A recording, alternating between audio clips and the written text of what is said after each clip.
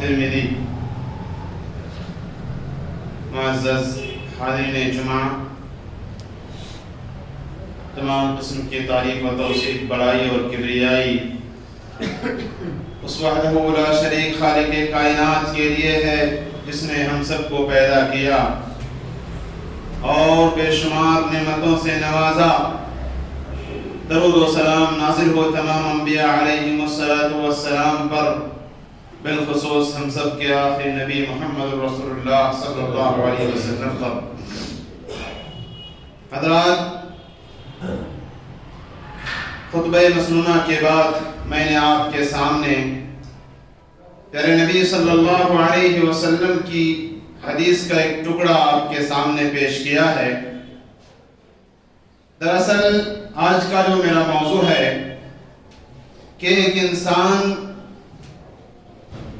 نفع بخش کیسے ہو، ایک انسان اپنے آپ کو اپنے لیے، گھر والوں کے لیے، سماج کے لیے بابرکت اور نفع بخش انسان کیسے بنا سکتا ہے کہ جب تک وہ دنیا میں زندہ رہے کوشش یہ ہونی چاہیے کہ ہم اس دھرتی کے بوجھ نہیں بلکہ اس زمین والوں پر کچھ ایسے احسانات کر جائیں، کچھ ایسے کام کر جائیں کہ وہ کام ہمارے لیے مرنے کے بعد بھی نیکی کا باعث بنے۔ حضرات،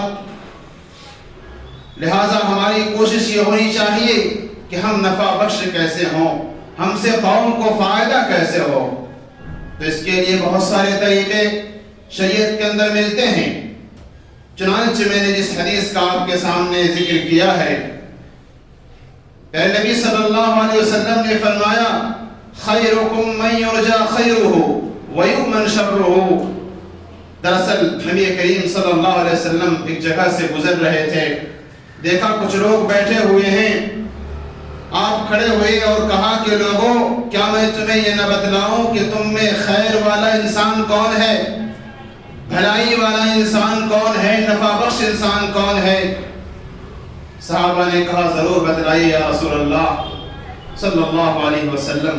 تو آپ نے فرمایا تم میں بہتر شخص وہ ہے خیرکم من یرجا خیرہ، جس سے لوگ بھلائی کی امید کریں، جس سے لوگ اچھائی کی امید کریں، وہ آدمی اچھا آدمی ہے۔ وَيُؤْمَنْ شَرُّهُ، اور ساتھ ہی ساتھ لوگ اسے یعنی اس کے شر سے، اس کی برائی سے اپنے آپ کو محفوظ تصور کرے۔ یہ دو چیز اگر کسی کے اندر ہے کہ اس آدمی کے اخلاق ایسے ہیں، اس آدمی کے کردار ایسے ہیں کہ لوگ ان سے امیدیں وابستہ کرتے ہیں اور اس ذات سے لوگ اپنے آپ کو محفوظ تصور کرتے ہیں، وہ آدمی خیر والا ہے۔ اور کہا وَشَرُّكُمْ مَنْ لَا يُرْجَى خَيْرُهُ، اور برا آدمی تم میں سے وہ ہے جس سے کوئی خیر کی امید نہ ہو، جس سے کوئی خیر کی امید نہ ہو اور لوگ اس کی شر سے اپنے آپ کو محفوظ تصور نہ کرے۔ حضرات گرامی، علماء کرام نے اس حدیث کو اخلاق حسنہ کے باب میں ذکر کیا ہے کہ اس حدیث کا تعلق اخلاق حسنہ سے ہے، اچھے اخلاق سے ہے، اچھے کردار سے ہے۔ ظاہر ہے ایک آدمی کا اخلاق اگر درست نہ ہو، اس کے کردار درست نہ ہو، اس کا کریکٹر اگر اچھا نہ ہو، لوگ ان سے اچھائی کی امید نہیں کرتے ہیں۔ اس لیے آپ دیکھیں ہم اپنی زبان میں یہ کہتے ہیں اس آدمی سے کیا امید کریں، کیونکہ اس کا نہ بولنے کا طریقہ صحیح ہے، نہ آپس میں لین دین کا طریقہ صحیح ہے، نہ لوگوں سے ملنے جلنے کا طریقہ صحیح ہے۔ میرے بھائیوں، ایسا آدمی برا آدمی ہے، لہذا اپنے آپ کو اچھے اخلاق سے، اخلاق حسنہ سے مزین کرنے کی ضرورت ہے۔ میرے بھائیوں، اس کا فائدہ ہمیں اپنی دنیاوی زندگی میں بھی ہوگا کہ ایک آدمی کی ہم امید بن سکتے ہیں، ایک آدمی کی ہم بھلائی کر سکتے ہیں۔ اگر اخلاق اچھے ہوں تو لوگ آپ سے جڑیں گے، اگر اخلاق اچھے ہوں تو لوگ آپ کے ساتھ بیٹھنے کی خواہش ظاہر کریں گے۔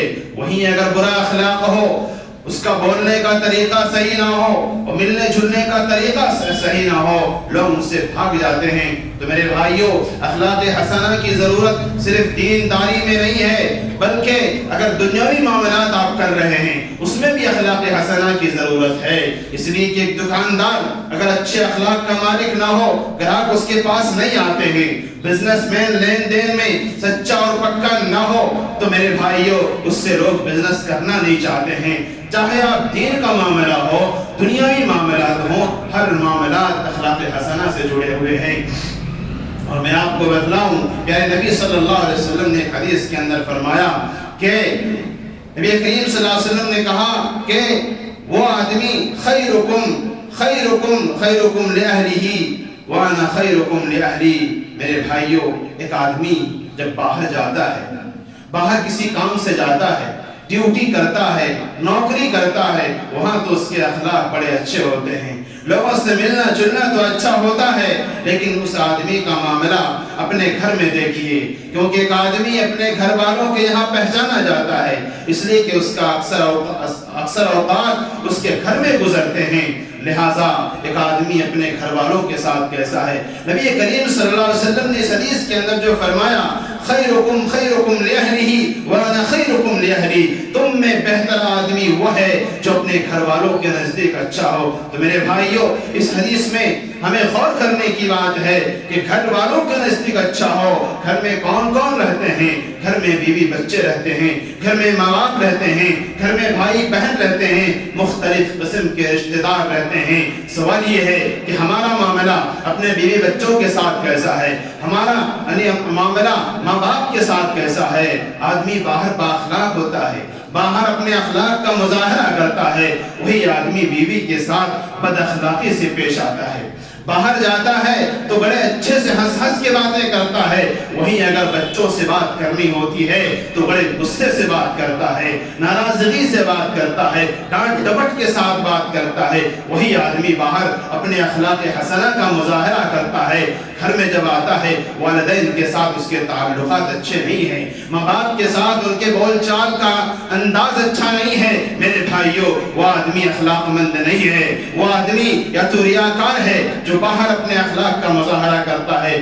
گھر میں میزان اور پرکھنے کا جو نبی صلی اللہ علیہ وسلم نے طریقہ بتلایا، وہ گھر والے جب تک آپ کی تعریف نہ کریں، گھر والے جب تک آپ کو بااخلاق نہ کہیں، آپ باہر بااخلاق ہونے سے یہ کام نہیں ہوگا اور آپ اخلاق مند شمار نہیں ہو سکتے ہیں۔ تو میرے بھائیوں، اور نبی صلی اللہ علیہ وسلم نے جہاں کہا کہ اپنے گھر والوں کے نزدیک اچھا رہو، وانا خیرکم لأہلی، اور میں اپنے گھر والوں کے نزدیک اچھا ہوں، اسی لیے پوری سیرت نبی پڑھ جائیے، آپ کو پتہ چلے گا کہ کسی بیوی نے آپ کی کبھی برائی نہیں کی، کسی بچے نے آپ کی کبھی برائی نہیں کی، بیوی بچوں کو تو چھوڑیے، آپ کے گھر میں رہنے والا نوکر بھی آپ کی تعریف کرتا ہے۔ میرے بھائیوں، یہ پیارے نبی صلی اللہ علیہ وسلم کا اخلاق تھا۔ اور آگے بڑھیے، اور اخلاق حسنہ کا جو مفہوم ہم اور آپ سمجھتے ہیں کہ ہنس ہنس کے بات کر لینا، اچھے سے بات کرنا، یہی اخلاق حسنہ ہے۔ نہیں میرے بھائیوں، اخلاق حسنہ ضرور ہے، اخلاق حسنہ میں سے ہے، لیکن یہ اخلاق حسنہ مکمل نہیں ہے۔ پڑھیے، پھر نبی صلی اللہ علیہ وسلم سے جب پوچھا گیا، ام المومنین عائشہ رضی اللہ تعالیٰ عنہ سے پوچھا گیا، کیف کان خلق رسول اللہ صلی اللہ علیہ وسلم، کہ نبی کریم صلی اللہ علیہ وسلم کا اخلاق کیسا تھا؟ اے ام المومنین، آپ نبی کے اخلاق بتلائیے۔ کہا کان خلقہ القرآن، نبی کا اخلاق قرآن تھا۔ اگر نبی کا اخلاق جاننا چاہتے ہو، آپ کا کریکٹر جاننا چاہتے ہو، قرآن کو پڑھو۔ قرآن میں جتنی اچھائیوں کا حکم دیا گیا ہے، جتنی بھلی باتوں کا حکم دیا گیا ہے، ان تمام چیزوں پر پیارے نبی صلی اللہ علیہ وسلم عمل کیا کرتے تھے۔ میرے بھائیوں، قرآن میں کیا احکام ہے؟ قرآن میں اللہ نے نماز کا حکم دیا ہے، قرآن میں اللہ نے روزے کا حکم دیا ہے، قرآن میں اللہ نے زکوٰۃ ادا کرنے کا حکم دیا ہے، قرآن میں اللہ تعالیٰ نے والدین کے ساتھ اچھے سلوک کرنے کا حکم دیا ہے، قرآن میں اللہ تعالیٰ نے پڑوسیوں کے ساتھ اچھے معاملات کرنے کا حکم دیا ہے، نوکروں کے ساتھ، دیگر لونڈیوں کے ساتھ، غلاموں کے ساتھ، تمام لوگوں کے ساتھ اچھائیوں کا جو حکم دیا ہے، یہ تمام خصوصیات، تمام صفات پیارے نبی صلی اللہ علیہ وسلم کے اندر موجود تھی۔ اب بتائیے، ایک آدمی ایک آدمی جو اپنے آپ کو اچھے اخلاق کا مظاہرہ کرتا ہے، اس آدمی کا اخلاق اپنے رب کے ساتھ کیسا ہے؟ انسانوں کے درمیان بناؤ سنگار کر کے اپنے آپ کو پیش کرنے سے وہ آدمی با اخلاق نہیں ہوتا۔ حقیقی اخلاق مند تو وہ ہے جو آدمی اللہ رب العالمین کے نزدیک اخلاق مند ہو۔ اور میرے بھائیوں، اس کو آپ اس طرح سے پہچانیں، اگر میں کسی کو کوئی کام کرنے کا حکم دوں، باپ اگر اپنے بیٹے کو کوئی حکم دے اور وہ بیٹا منہ موڑ کر چلا جائے، باپ کے نزدیک وہ بیٹا با اخلاق ہوگا یا بد اخلاق ہوگا، یہ ہم سب جانتے ہیں۔ یقیناً اسے سماج بد اخلاق کے نام سے جانے گی۔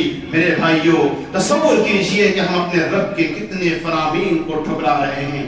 اللہ کا صاف اعلان ہے، لوگوں نماز قائم کرو۔ کتنے لوگ ہیں جو مسلمان ہیں، وہ اپنے آپ کو بااخلاق بنا کر پیش کرتے ہیں، لیکن رب کے سامنے وہ بد اخلاق ہے، کیونکہ وہ رب کی نافرمانی کر رہا ہے، رسول کی سنتوں کو ٹھکرا رہا ہے، رسول کے سنتوں پر عمل نہیں ہے۔ میرے بھائیوں، وہ اللہ اور اس کے رسول کے نزدیک بد اخلاق ہے، چاہے وہ کتنی میٹھی بات کر لے، چاہے وہ کتنا ہنس ہنس کر بات کر لے۔ میرے بھائیوں، اللہ اور اس کے رسول کے نزدیک جو بااخلاق نہیں ہو سکتا، وہ سماج کے ہاں معاشرے میں بااخلاق ثابت کرنے سے اس کا کام نہیں ہوگا۔ تو میرے بھائیوں، سب سے پہلے اللہ رب العالمین کے سامنے ہم اخلاق مند ہوں، ان کے فرامین کو ٹھکرائے نہیں، ان کے فرامین پر عمل کریں۔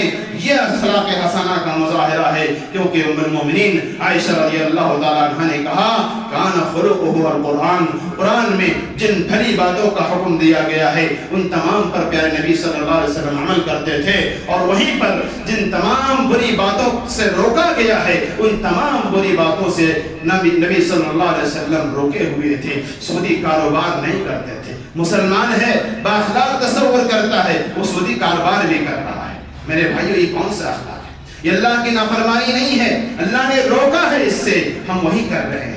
رسول نے جن چیزوں سے روکا ہے وہی ہم کر رہے ہیں، اور اپنے آپ کو اخلاق مند ثابت کرنے کی کوشش کرتے ہیں۔ میرے بھائیو، وہ بد اخلاق ہے، وہ اخلاق مند نہیں ہو سکتا ہے۔ وہ آدمی تجارت کر رہا ہے، جھوٹ بول رہا ہے، جھوٹ بولنا حرام ہے، اللہ نے حرام قرار دیا ہے۔ میرے بھائیو، خلاصہ یہ کہ اخلاق حسنہ کے پیکرز، اخلاق حسنہ کی صفت سے اپنے آپ کو مزین کریں۔ اس کے ذریعے سے آپ دین داری بھی حاصل کر سکتے ہیں، اپنے آپ کو نفع پہنچا سکتے ہیں، اور آپ کے ذریعے سے پورے گھر والوں کو نفع پہنچا سکتے ہیں، اور پورے خاندان کو، پورے ملک کو، اور پورے اسلامی اور مسلمانوں کی کمیونٹی کو، دیگر لوگوں کو بھی آپ فائدہ پہنچا سکتے ہیں، کیونکہ اخلاق کے ذریعے سے بڑا ہی کام ہوا ہے۔ دعوتی میدان میں ایک آدمی ہو، اخلاق اچھا نہ ہو، وہ دعوت نہیں پھیلا سکتا ہے۔ تو غرض یہ کہ یہ اخلاق حسنہ ایک چیز ہے جس کے ذریعے سے ہم اپنے آپ کو، اپنے سماج کو نفع بخش بنا سکتے ہیں، لہذا اس کو ہمیں اپنانا چاہیے۔ دوسری چیز جس کے ذریعے سے ایک آدمی اپنے آپ کو نفع بخش بنا سکتا ہے، اپنے گھر والوں کو نفع بخش بنا سکتا ہے، پوری قوم کو نفع بخش بنا سکتا ہے، میرے بھائیوں، اس کے ذریعے سے نفع پھیل سکتی ہے۔ کہا کہ وہ علم، وہ شرعی علم ہے، شریعت کا علم ہے۔ حضرات، یہ شریعت کا علم اتنا مبارک ہے کہ میں سمجھتا ہوں کہ جو شریعت کا علم رکھتے ہیں اپنے اندر، ان سے زیادہ بابرکت لوگ نہیں ہیں، اس لیے کہ یہ علم نبی کریم صلی اللہ علیہ وسلم اسی علم کی دعا کرتے تھے، کہتے تھے اللہم انی اسألک علما نافعا ورزقا طیبا وعملا متقبلا۔ نبی صلی اللہ علیہ وسلم روزانہ کا آپ کا یہ عمل تھا کہ جب آپ فجر کی نماز پڑھتے، فجر کی نماز پڑھنے کے بعد یہ دعا پڑھتے تھے، اللہم انی اسألک علما نافعا، اے اللہ تو مجھے نفع بخش علم عطا فرما۔ کون سا علم؟ نفع بخش علم، جس سے خود کو نفع پہنچے، جس سے قوم کو نفع پہنچے، جس سے پوری امت کو نفع پہنچے۔ تو میرے بھائیوں، جب نبی کریم صلی اللہ علیہ وسلم اس چیز کی دعا کرنے کہ اللہ تو مجھے نفع بخش علم عطا فرما، پتہ یہ چلا کہ جو شریعت کا علم حاصل کرے گا وہ نفع بخش انسان بن سکتا ہے۔ اور پھر ایک دعا میں نبی کریم صلی اللہ علیہ وسلم یہ بھی کہا کرتے تھے، اللہم علمنی ما ینفعنی وانفعنی بما علمتنی، اے اللہ تو مجھے وہی علم سکھا جو مجھے نفع پہنچائے، جو مجھے نفع پہنچائے. اور ظاہر ہے ایک علم کا نفع سب سے بڑا یہ ہے کہ ایک آدمی جب کوئی علم سیکھے اس پر عمل کرے. جب تک وہ عمل نہیں کرتا ہے تو اس علم کا گویا کہ اس کو نفع نہیں پہنچتا ہے. میرے بھائیوں یہ علم بڑا ہی مبارک راستہ ہے. اس لیے کوشش یہ کریں کہ خود بھی اس علم کا کچھ حصہ بنیں, اس علم کو کچھ حاصل کریں تاکہ وہ نفع کم سے کم آپ کو اپنی ذات کے اندر ہو کہ جو بھی بات ہم سیکھیں گے, جو بھی بات ہم سنیں گے اس پر عمل کریں گے, اپنے گھر والوں کو بتائیں گے, اپنے پڑوس والوں کو بتائیں گے, اپنے ملنے جلنے ساتھیوں کو بتائیں گے. میرے بھائیوں بڑا مبارک راستہ ہے. اس لیے نبی کریم صلی اللہ علیہ وسلم نے کہا کہ اذا مات الانسان انقطع عنه عمله الا من ثلاث, کہا کہ جب ایک آدمی مر جاتا ہے, مر جانے کے بعد اس کے عمل کا دروازہ بند ہو جاتا ہے. دروازہ بند ہو جاتا ہے مگر تین چیزوں سے. تین چیزیں ایسی ہیں جس کا فائدہ اس کو مرنے کے بعد تک ملتا رہتا ہے. کہا او علم ينتفع به او ولد صالح يدعو له, کہا کہ ایسا علم جس سے لوگ فائدہ اٹھاتے رہے. وہ مر گیا لیکن اس کے علم سے لوگ فائدہ اٹھا رہے ہیں. یہ ایسی چیز ہے, یہ علم شریعت کا علم ایسی چیز ہے جس کے ذریعے سے ایک آدمی اگر کچھ کر کے جائے تو وہ نفع بخش ہو سکتا ہے اور اس کا نفع اس کو مرنے کے بعد تک پہنچ سکتا ہے. میں آپ کو 2-4 مثالیں دوں. حضرات آپ جانتے ہیں, ہم سب جانتے ہیں کہ جو بھی ماں کے پیٹ سے پیدا ہوتا ہے وہ بالکل جاہل پیدا ہوتا ہے, کچھ نہیں جانتا ہے. اللہ رب العالمین نے بھی اس کی وضاحت کی, کہا کہ جب تم پیدا کیے گئے تھے تو تم کچھ نہیں جانتے تھے, لیکن ہم نے سیکھا. یقیناً اگر آپ سورہ فاتحہ جانتے ہیں, اگر آپ کو کسی عالم دین نے سورہ فاتحہ پڑھایا ہے, میرے بھائیوں جب تک آپ اس سورہ فاتحہ کو پڑھتے رہیں گے, جب تک آپ زندہ رہیں گے, جب تک پڑھتے رہیں گے, نماز میں ہو غیر نماز میں ہو, تب تک جتنا آپ کو ثواب ملے گا اتنا اس عالم دین کو ثواب ملے گا جس نے آپ کو سکھایا ہے. اگر کسی عالم دین نے آپ کو یہ بتایا ہے کہ نماز ایسے پڑھنی چاہیے, نماز کا طریقہ آپ کو سکھایا ہے, جب تک آپ نماز پڑھیں گے اس کا فائدہ اس عالم دین تک پہنچتا رہے گا.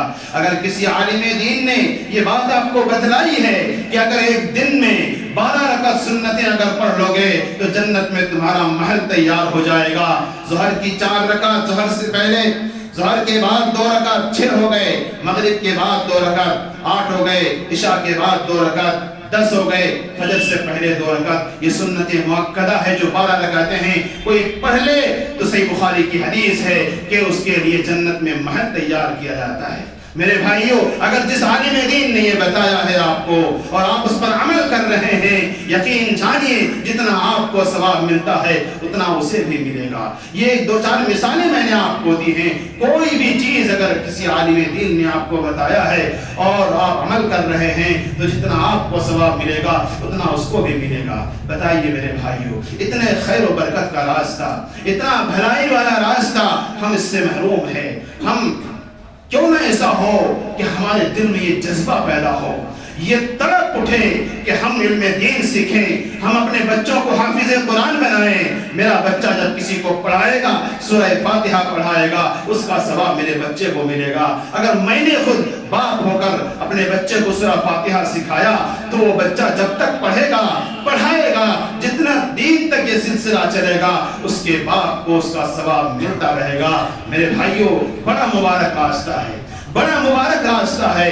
اس لیے علماء کرام بڑی مبارک ہستیاں ہیں, اور یہ جو ہم اور آپ جو قرآن و حدیث سیکھتے ہیں, ہم آپ کو بتاتے ہیں, ہمیں ہمارے استاد نے بتایا, انہیں ان کے استاد نے بتایا, یہ سلسلہ جاتا ہے صحابہ کرام تک, اور یہ صحابہ کرام کے بعد نبی کریم صلی اللہ علیہ وسلم تک یہ سلسلہ جا کر رک جاتا ہے. تو میرے بھائیوں یہ بڑا مبارک راستہ ہے. لہٰذا ہر ایک کے اندر یہ طرف ہونی چاہیے کہ ہم دین کا علم سیکھیں. اگر آپ کسی خطبہ جمعہ میں ایک حدیث سنتے ہیں اور جا کر اپنے گھر والوں کو بتاتے ہیں میرے بھائیوں اور وہ عمل کرنے لگتے ہیں، اپنے بچوں کو بتاتے ہیں وہ عمل کرنے لگتے ہیں، جتنا ثواب مجھے ملے گا آپ کو بھی ملے گا، آپ کے بتانے سے آپ کے بچے جو کریں گے ان کو بھی ملے گا، وہ اگر اور آگے فارورڈ کریں گے تو جو لوگ عمل کریں گے ان تمام کو یہ ثواب ملتا رہے گا۔ بتائیے اتنا خیر والا راستہ اور ہم اس سے محروم ہے۔ لہٰذا میرے بھائیوں کوشش یہ کریں کہ اس علم دین میں ہمارا اور آپ کا کچھ نہ کچھ ضرور حصہ ہو۔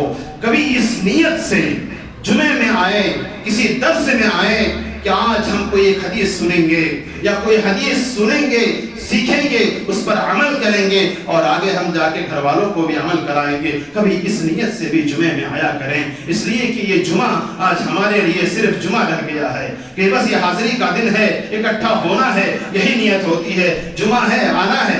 نہیں میرے بھائیوں، نصیحت حاصل کرنے والی نیت سے آیا کریں، اس لیے کہ آج ہمارے درمیان ہر ہفتے خطبے ہوتے ہیں، درس و دروس ہوتے ہیں، جلسے جلوس ہوتے ہیں، اس کے باوجود سدھار نہیں ہے، اس کے باوجود سدھار نہیں ہے۔ وجہ کیا ہے؟ وجہ یہ ہے کہ اس کو ہم نے ایک عادت بنا لیا، یہ عبادت ہے، اس کو عادت بنا لیا ہم نے، کیا آنا ہے بس حاضری دینا ہے۔ نہیں میرے بھائیوں، تو یہ علم دین ایک ایسا راستہ ہے جس کے ذریعے سے ہم اپنے آپ کو برکت والا انسان بنا سکتے ہیں، خیر والا انسان بنا سکتے ہیں۔ ایک مثال میں آپ کو دیتا ہوں، ویسے تو بہت ساری مثالیں ہیں جو ائمہ محدثین نے جو کتابیں لکھی ہیں، صحیح بخاری لکھی ہے، صحیح مسلم لکھی ہے، اور بھی بہت ساری حدیث کی کتابیں ہیں، ان کے انتقال ہوئے ہزاروں سال ہو گئے، اس کے باوجود آج تک ان کو ثواب پہنچتا ہے، کیونکہ ان کی کتابیں آج بھی پڑھی جاتی ہے، مدرسوں میں پڑھائی جاتی ہیں، مسجدوں میں پڑھائی جاتی ہیں۔ تو میرے بھائیوں بہت ساری مثالیں ہیں، میں ایک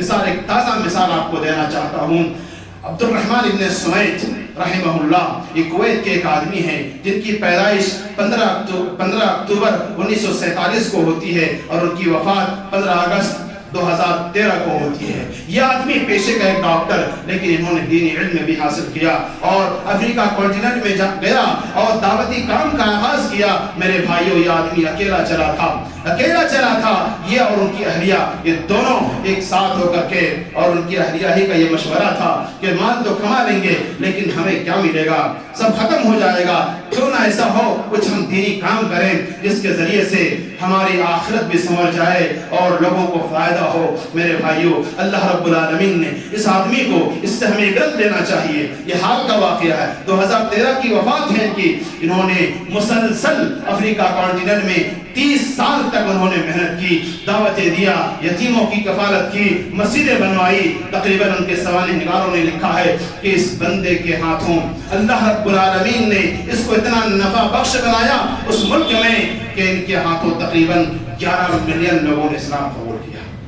11 ملین یعنی 1 کروڑ 10 لاکھ لوگوں نے تقریباً، یہ عدد ہے کہ اتنے لوگوں نے ان کے ہاتھوں اسلام قبول کیا۔ ان کی بڑی ٹیم بنی، انہوں نے تقریباً 6000 سے زائد مسجدیں بنوائی، 7000 کے قریب انہوں نے کنویں کھدوائے اور اس طرح سے یونیورسٹیاں بنوائی۔ تو میرے بھائیوں کہنا یہ ہے کہ ایک آدمی کے پاس علم ہو تو اس کے ذریعے سے بہت بڑا کام ہو سکتا ہے، بہت بڑا کام ہو سکتا ہے، اس لیے ہمارا اس میں حصہ داری ہونی چاہیے۔ اور اسی طرح سے ایک تیسری چیز میں بتا کر اپنی بات ختم کروں گا کہ ایک آدمی، یہ علم کی دولت جو ہے یہ ہر ایک کو نہیں ملتی ہے، کیونکہ یہ بہت ہی عظیم دولت ہے جو سنبھال پاتے ہیں یا اللہ تعالیٰ کبھی آزمانے کے لیے بھی دیتا ہے، لیکن اور یہ وقت اللہ تعالیٰ خاص بندوں کو دیتا ہے۔ لیکن مال و دولت ایک ایسی چیز ہے جو اللہ تعالیٰ جسے پسند کرتا ہے اسے بھی دیتا ہے، جسے پسند نہیں کرتا اسے بھی دیتا ہے۔ اور آپ اس کی مثالیں جانتے ہیں، فرعون جیسے لوگوں کو بھی مال دیا اللہ تعالیٰ نے، قارون جیسے لوگوں کو بھی اللہ نے مال دیا۔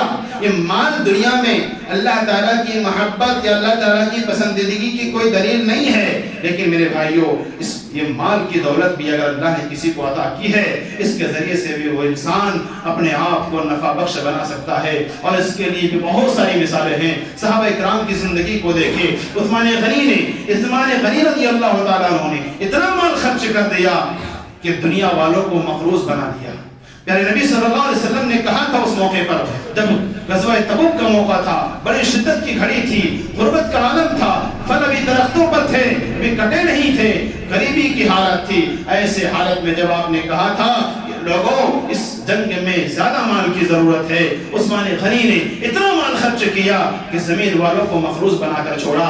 نبی کریم صلی اللہ علیہ وسلم نے کہا تھا کہ آج کے بعد اگر یہ عثمان غنی کوئی عمل نہ کرے تب بھی ان کو جنت جانے سے کوئی چیز روک نہیں سکتی ہے. اور پھر خدیجہ رضی اللہ تعالیٰ عنہا کی مثالیں ہمارے سامنے ہیں. جب نبی کریم صلی اللہ علیہ وسلم کی دعوت پر لبیک کہنے والی یہ خاتون سب سے پہلی خاتون ہے جنہوں نے آپ کی دعوت پر لبیک کیا. اور آپ کو معلوم ہونا چاہیے کہ مکہ کی بڑی مالدار خاتون میں سے خدیجہ ام المؤمنین خدیجہ رضی اللہ تعالیٰ عنہا تھی. انہوں نے اپنا سارا مال نبی کے لیے وقف کر دیا تھا. میرے بھائیوں اس کے بعد پھر حضرت ابوبکر رضی اللہ تعالیٰ عنہ کی مثال آپ نے سنی ہوگی کہ انہوں نے میرے بھائیوں وہ ایمان کی کوالٹی انہوں نے دکھائی تھی, کوانٹٹی نہیں. نبی نے ان کے مال کی جو کوانٹٹی یعنی کوالٹی دیکھی اس پر حضرت ابوبکر رضی اللہ تعالیٰ عنہ نے جو کوالٹی اپنے ایمان کی دکھائی تھی وہ کوالٹی کسی اور کے اندر نہ تھی. اسی لیے جب آپ نے کہا تھا اسی غزوہ تبوک کے موقع پر کہ لوگوں اس جنگ میں زیادہ مال کی ضرورت ہے, حضرت ابوبکر رضی اللہ تعالیٰ عنہ اپنے گھر میں جو کچھ بھی تھا لا کر نبی کے دربار میں حاضر کر دیا تھا. اور حضرت عمر نے بھی لایا تھا. حضرت عمر کا مال زیادہ تھا, حضرت عمر کا مال زیادہ تھا حضرت ابوبکر کے مال سے, لیکن ابوبکر کے مال کی کوالٹی کیا تھی؟ کہا کہ ابوبکر تم نے کیا لایا ہے اور گھر میں کیا چھوڑا ہے؟ کہا یا رسول اللہ گھر میں جتنی چیزیں تھی سب لا کے حاضر کر دیا. یہ کوالٹی تھی. اور حضرت عمر سے پوچھا تو کہا کہ آدھا مال لایا. حالانکہ اس وقت حضرت عمر حضرت ابوبکر سے بھی زیادہ مالدار تھے. کہا کہ آج اگر میں ابو بکر کو ہرا نہیں سکا تو قیامت تک اور کبھی بھی میں اس کو ہرا نہیں سکتا. میرے بھائیوں یہ صحابہ کرام کے اندر جذبہ تھا. اور میرے بھائیوں میں نے شروع میں کہا کہ دنیا والوں کے لیے بوجھ نہیں بلکہ دنیا والوں پر اتنا احسان کر دیں کہ یہ دنیا مقروض رہ جائے.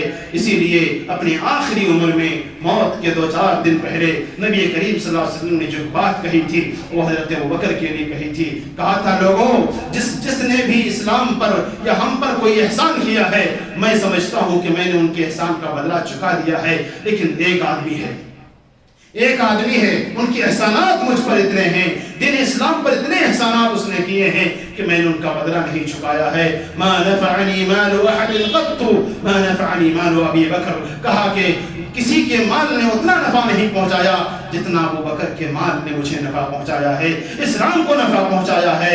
آج میں ان کا بدلہ چکا نہیں سکا. میں امید کرتا ہوں کہ قیامت کے دن رب ذوالجلال ہی ان کا بدلہ چکائے گا. تو میرے بھائیوں یہ دیکھیے اگر مال ہے, مال والوں کو اگر اللہ نے مال دیا ہے تو اس مال کو بھی آپ دین کے راستے میں خرچ کر سکتے ہیں. مختلف طریقے ہیں, مسجدیں بنوائیے, لوگوں کے لیے کنویں کھدوائیے, مدرسوں کے لیے جو بھی آپ ہو سکتا ہے, کیونکہ یہ وقت کی ضرورت ہے. اور مالداروں کو بھی یہ سمجھنا چاہیے کہ یہ وقت کی ضرورت ہے, کیونکہ ایک زمانہ آئے گا آپ کے مال لینے والے کوئی نہیں ہوں گے.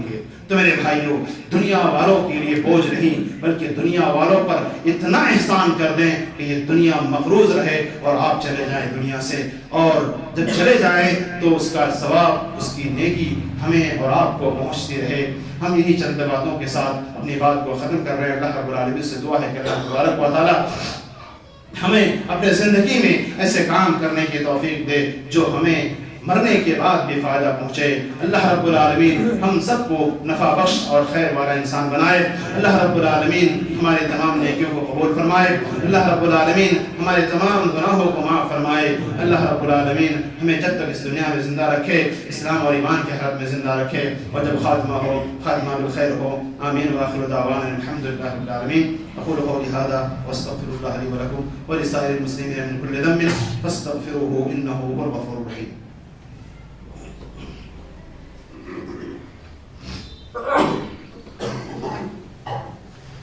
إن الحمد لله نحمده ونستعينه ونستغفره ونعوذ بالله من شرور أنفسنا ومن سيئات أعمالنا. من يهده الله فلا مضل له ومن يضلل فلا هادي له. وأشهد أن لا إله إلا الله وأشهد أن محمدا عبده ورسوله. أما بعد فإن خير الحديث كتاب الله وخير الهدي هدي محمد صلى الله عليه وسلم وشر الأمور محدثاتها وكل محدثة بدعة وكل بدعة ضلالة وكل ضلالة في النار. إن الله وملائكته